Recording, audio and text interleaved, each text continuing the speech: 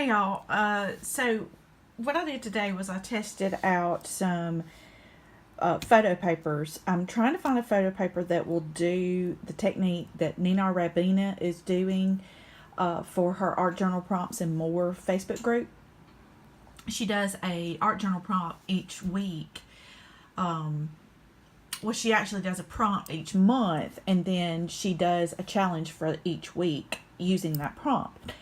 And this past week she did a thing with alcohol inks, and she's done things with alcohol inks before using Yupo paper and then using the back of photo paper, and she actually likes the back of photo paper better. For one, it's less expensive. So I've been trying to find some photo paper that actually works. So what I have here, and this is all that just came from my stash. I didn't go out and buy any, except for this, which is the Dollar Tree photo paper, which obviously did not work. Because what happens is for this technique this week, you scribble on blocks of color. So I just did some tests here with alcohol markers, and then I spritzed it with alcohol.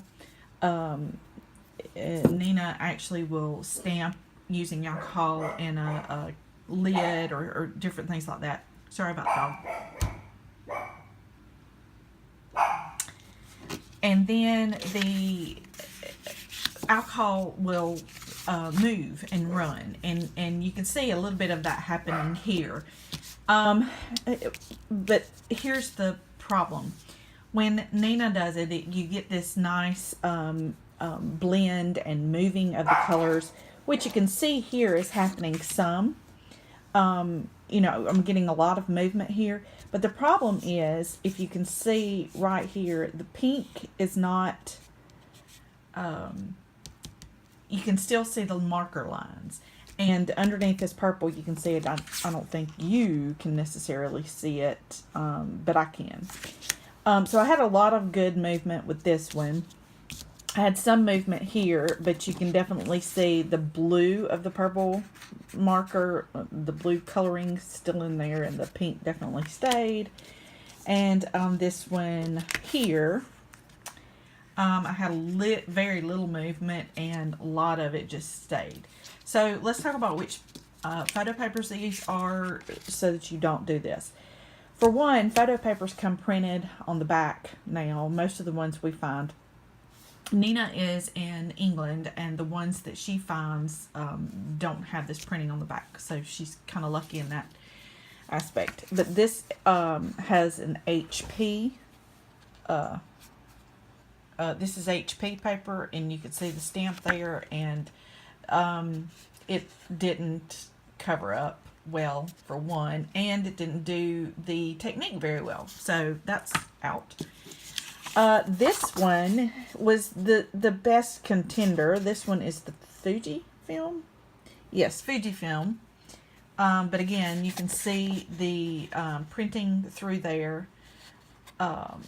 So it did move some. The coloring did move some, but again, it wasn't really well. It has a texture that I don't think is what we really want. So I'm thinking it has a coating of some sort that's actually preventing the pigment from moving around. So that's out. And of course this one's out. Pick it up. This one is the Canon photo paper. And all these things, like I said, were in my stash. These were just pieces that came in little sample packs or something when I purchased something else. I've never purchased photo paper except for this one, which is the Dollar Tree version, which has a paper backing, and Nina point blank tells you not to get the dollar store brand. And so yeah, this is the Canon, and again, it did not do very well. It did some, but it doesn't release the pigment well enough for it actually to be a contender for this technique. So there, if you're interested in trying Nina's technique, these are the ones not to use. So thanks for stopping by, and I will see you again soon.